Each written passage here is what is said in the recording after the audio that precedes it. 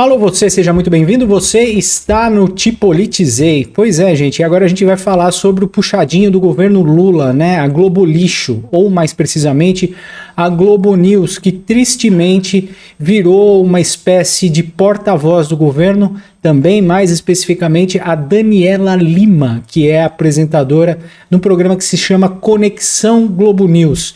Ela tem um contato lá no STF, eu acredito que seja o Gilmar Mendes, um desses contatos, né? Porque realmente, na cara dura, o governo elegeu a Globo News para ser porta-voz e a Daniela Lima para falar sobre o STF. Então, todos os recados que o STF quer passar, ele passa por esta coisa inominável aqui, chamada Daniela Lima. Pois é triste, é escandaloso ver o que acontece aqui, ninguém toma nenhuma providência, eu não sei se a Globo recebe alguma coisa do governo para dar esse tipo de notícias, mas ela falou aqui que no STF, durante o julgamento da mudança do artigo 19 do Marco Civil, teve soco, pontapé, dedada no toba e gritaria. Então, ela acabou falando essas coisas aqui que é típico de quem realmente passa a mensagem para a apresentadora, né? E ela realmente é uma porta-voz, virou uma porta-voz do governo. Vamos dar uma olhadinha aqui no que essa coisa aqui falou. Trago para vocês um bastidor inédito sobre essa reunião, que na verdade não é essa, né? Essa foi a pública. Os ministros passaram ontem mais de 4 horas a portas fechadas, no que seria um almoço, virou um almoço mais café da tarde, e o final dele foi indigesto, por conta desse personagem aqui, que lá, durante essa conversa a portas fechadas, estava falando do ministro Nunes Marques. Vamos entender o macro. Então, é uma fofocagem, né? Parece que eu tô assistindo aqui o Fofocalizando com o Léo Dias. Ela traz todas as fofocas de tudo que acontece. O Nunes Marques também é um cara que podia ter pedido vistas desse processo, que foi o processo que marcou o início da censura aqui no nosso país, uma censura igual ou maior que da China e muito maior do que acontece na Europa contra as Big Techs. Então, vamos continuar vendo aqui o que essa criatura falou. Ministro Nunes Marques era o único que faltava votar sobre o Marco Civil da Internet. E durante essa reunião, a portas fechadas, me relataram alguns ministros do Supremo Tribunal Federal, Nunes Marques disse que havia uma preocupação institucional rondando a cabeça dele.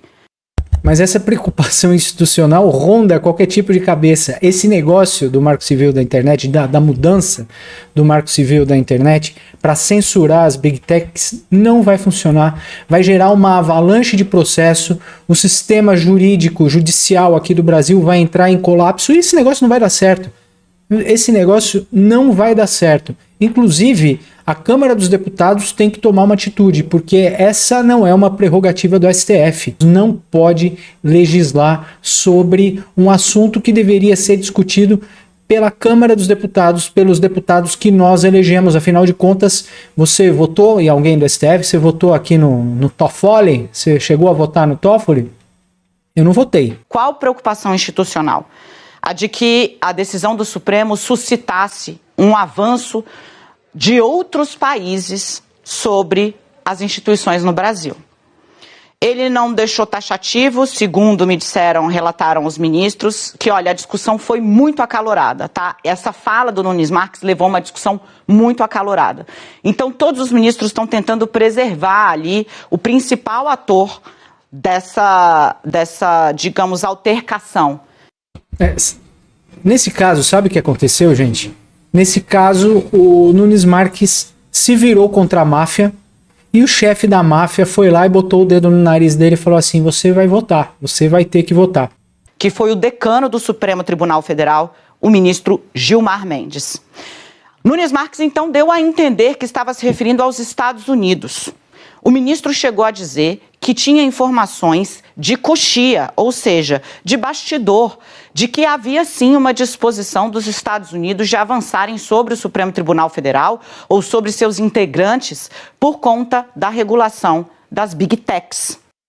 Não é, deixa eu esclarecer, não é por conta da regulação das Big Techs. Os Estados Unidos vai impor sanções para esse bando de vagabundos aqui, porque eles simplesmente violaram a soberania dos Estados Unidos. Eles quiseram impor leis do Brasil em solo americano, censurando jornalistas como Paulo Figueiredo, censurando jornalista como o Constantino, como Rodrigo Constantino, a ex-juíza Ludmila Lins Grillo, que estão exiladas lá nos Estados Unidos. Por quê? Por crime de opinião. Crime de opinião em qualquer país sério não é crime. Eu falo crime de opinião em qualquer país sério não é crime. Não é crime. Você dar sua opinião não é crime, principalmente para jornalistas. Outro dia o Tachad, aí, o Haddad deu uma entrevista falando que é crime a gente criticar as instituições e criticar o STF, criticar o sistema eleitoral, quando não é crime. Então é isso que a gente vê nesse regime implantado aqui no Brasil. E o Nunes Marques, como eu já falei, né, se levantou contra a máfia do STF e causou esse bololô, né, essa bagunça aí dentro do STF. Ele foi interrompido neste momento pelo ministro Alexandre de Moraes, que disse: o senhor está se referindo à eventual sanção? Eu que sou eu não estou preocupado? Por que você está preocupado? Eu que sou eu não estou preocupado. Segundo Alexandre de Moraes, ele está dando de ombro para sanções americanas que serão feitas contra ele. É lógico que a lei Magnitsky e leis americanas também aqui não valem aqui no Brasil.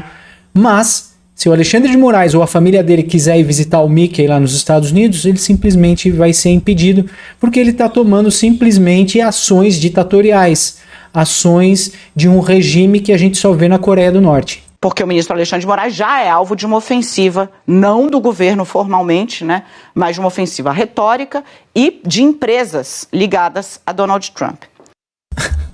Não são empresas ligadas ao Donald Trump. Olha só as mentiras que ela fala. O X é uma empresa que está aqui no Brasil e o X simplesmente foi coagido, foi extorquido pelo Alexandre de Moraes através de multas, através de ações judiciais ilegais. O Alexandre de Moraes mandava bloquear e banir alguns perfis do X e falava pro pessoal lá que era do X ou do Twitter que eram porque ele violou, porque no caso o usuário violou as diretrizes da comunidade. E não é nada disso. Foi o Alexandre de Moraes, através da perseguição dele a pessoas em solo americano, que levaram ao bloqueio desses perfis. E ele pedia simplesmente para as Big Techs, determinava, né, que as Big Techs deveriam falar que eles foram banidos por conta de violações das leis, das ordens da comunidade. Neste momento, Nunes Marques disse: olha, eu acho importante que a gente pondere a respeito disso, para não deflagrar uma crise de relações internacionais. Eu, por óbvio, não estou relatando ipsis literis, mas foi como me foi passado. Neste momento, o decano, o ministro Gilmar Mendes, assumiu a discussão. E o ministro assumiu, abro aspas para um colega dele, como há muito tempo eu não via o Gilmar fazer. Fecho aspas. Ah, que medo do Gilmar, né? O Gilmar é outro que está envolvido no escândalo lá da CBF para eleger o presidente da CBF. A mulher dele estava envolvida no escândalo do Barata Filho, dos transportes lá no Rio de Janeiro. Ele é uma pessoa ilibada, né? Dá pra gente ver. Segundo o relato, o ministro Gilmar Mendes disse o seguinte, que Nunes Marques estava procurando um pretexto para adiar o julgamento, porque sim, o ministro Nunes Marques poderia pedir vista. E deveria pedir, não sei porque ele pediu. É porque o Nunes Marques realmente foi coagido pelo resto da máfia. Aí entrou o Alexandre de Moraes, aí o Gilmar Mendes entrou na dança também e deu esse rolo todo. Ele sinalizou, inclusive. Gilmar Mendes teria dito que ele estava procurando um pretexto para adiar o julgamento. E fez questão de ser taxativo. Esse discurso que o senhor está trazendo aqui é o discurso bolsonarista. Olha isso, olha que absurdo. A gente vê o STF completamente cooptado. Constrangeu o colega. o ministro Gilmar Mendes disse que havia ali, na fala de Nunes Marques, na sinalização de adiamento dessa decisão, que já está sendo debatida no Supremo há uma década, a intenção de agradar, de atender a um grupo político. O ministro Gilmar Mendes ainda, repito, em tom altivo, e é o decano do Supremo. Quando tem um negócio da bronca, que medo, gente, tem dois personagens que sempre emergem com muito mais autoridade. O presidente da corte, por óbvio, e o decano, que é o ministro mais antigo. Isso conta dentro da institucionalidade. O ministro Gilmar Mendes chegou a dizer que não se cede à chantagem. Não se cede à chantagem. E esse pessoal que está lá, indicado pelo Lula? O Gilmar Mendes, o Toffoli, o Cristiano Zanin, tudo da patota do Lula, Flávio Dino. Porque a partir do momento que se cede a uma chantagem, nunca mais é possível parar. Dizendo o seguinte, se ameaçam, né, avançar e o Supremo recua, quem sai enfraquecido é o Supremo Tribunal Federal como instituição. Nesse momento, Nunes Marques recuou e falou, nesse caso, eu vou trazer o meu voto, peço meia hora para apresentar o meu voto e finalizamos o tema hoje, fico vencido. Foi coagido, né? Nunes Marques se levantou contra o STF. Eu acho que até ele iria falar que ia pedir vistas, mas daí os coleguinhas dele devem ter falado igual o Alexandre de Moraes falam, né, nas oitivas. Eu conheço a sua família, eu sei onde sua mãe mora, eu sei onde seu pai mora. E acabou assim, como relatava o Felipe, 8-3. Mas teve bate-boca, discussão, altercação acalorada nos bastidores. Os ministros, que por muito tempo, digo, tá há 10 anos o caso lá, né? Muito tempo, trataram, debateram internamente, estavam já ali há horas tentando chegar a um meio termo, construir um texto de meio do caminho, celebraram a atuação, e eu conto a vocês assim, que os relatos que recebi foram de ministros orgulhosos pela defesa institucional que Gilmar Mendes fez, da autonomia do Supremo Tribunal Federal, de decidir.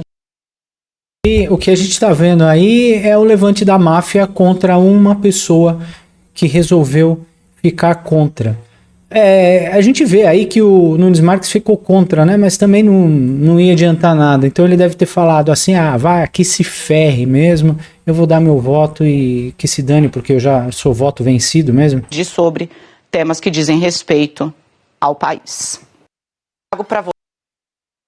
Mas o mais importante de tudo isso é que nós vimos o puxadinho da Rede Globo na visão desta criatura aqui como porta-voz do STF.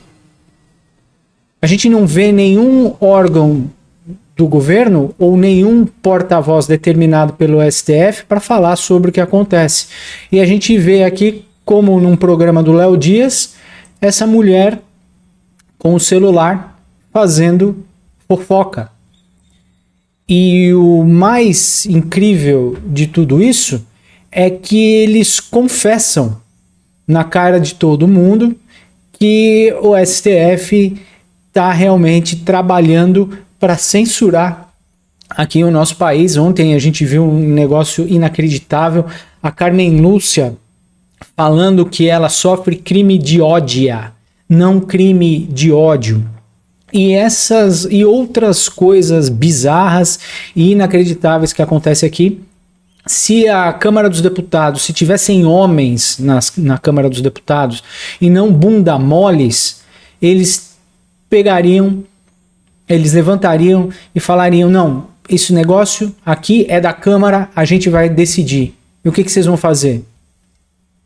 Então tem que haver uma ruptura aí, porque o sistema de pesos e contrapesos já acabou. A gente vê o STF legislando, eu costumo chamar do Partido do Movimento do Tribunal Superior Federal. É isso que a gente vê aqui, né? O STF legislador sufocando a Câmara. Então a gente não precisa mais de Câmara, não precisa mais de Senado, a gente pode economizar uma grana, porque já institui-se que o STF é que determina tudo o que acontece aqui no país, porque ele também tem prerrogativa sobre o presidente da República, o Inácio, né? Se o STF torcer o nariz pro Inácio também, eles jogam de canto e legislam e tomam conta do país da maneira que eles querem. Muito obrigado por ficar comigo até o final deste vídeo. Não se esqueça de dar aquele joinha, se inscrever no canal e compartilhar este vídeo com quem você gosta e com quem você não gosta. Muito obrigado. Daqui a pouco a gente volta. Tchau, tchau.